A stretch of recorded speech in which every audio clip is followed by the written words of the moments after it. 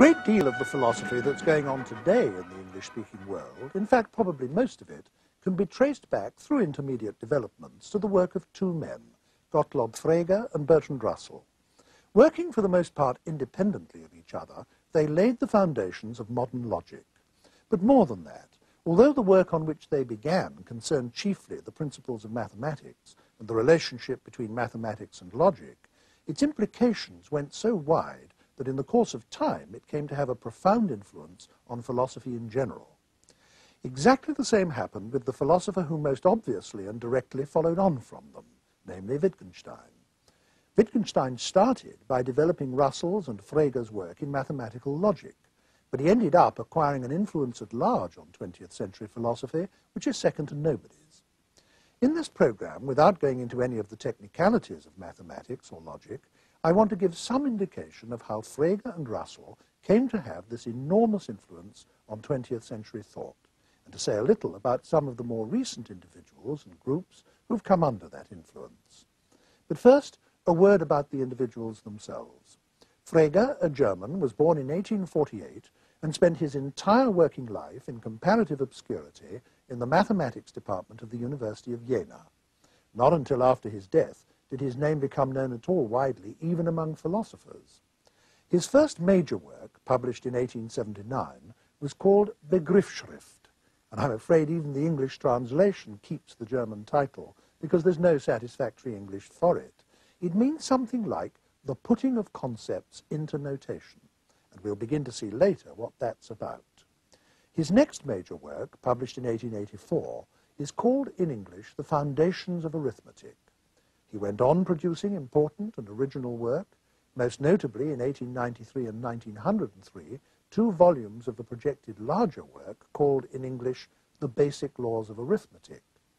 But it was all of such depth and difficulty that his work in general remained very largely unknown until Bertrand Russell drew attention to it in 1903. Russell was a totally different sort of person, grandson of a British Prime Minister, from whom he was later, via his elder brother, to inherit an earldom. He was always prominent on the political and social scene as well as in philosophy, in fact a famous public figure all his life. He did a tremendous amount of popular writing and journalism and broadcasting, which influenced social attitudes among successive generations of British people.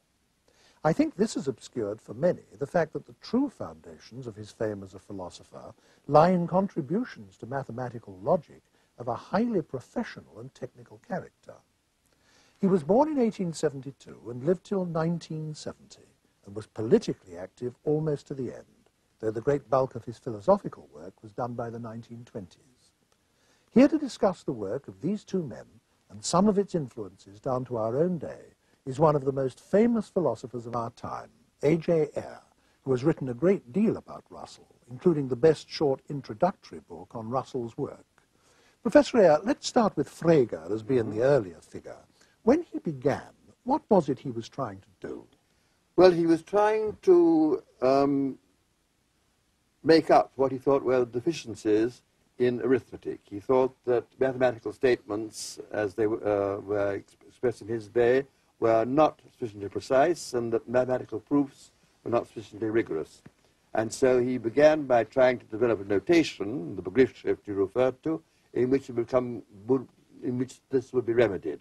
And the notation was to show exactly what mathematical statements stated and exactly what their proofs consisted in. It was supposed to make it obvious how one step in a proof succeeded another.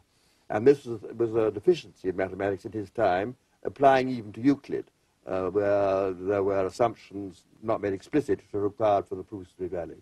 Wasn't one of the points involved that every argument, including a mathematical proof, has to have premises, and what those premises are often creates problems, and he tried to show that all mathematics was ultimately derived from pure principles of logic? Exactly. Both he and Russell did this, and this involved 2 enterprises. First of all, defining mathematical concepts in purely logical one, and secondly, showing that mathematics, arithmetic anyhow, not all mathematics, but arithmetic was deducible from purely logical premises. And this was achieved, the first part was achieved fairly simply. I think a fairly simple illustration will show how it was done.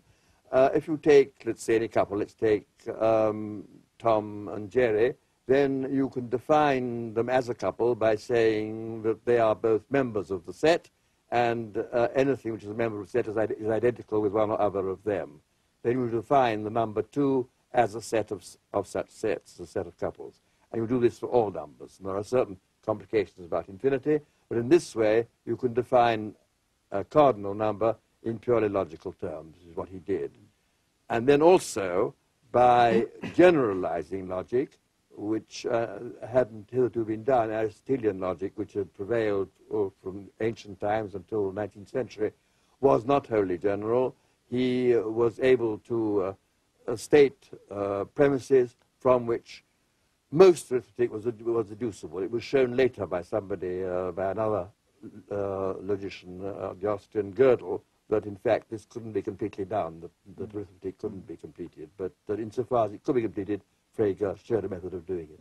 Wouldn't it also be true to say that before Frege, the laws of logic had been regarded as laws of thought, that's to say, as something to do with human mental processes?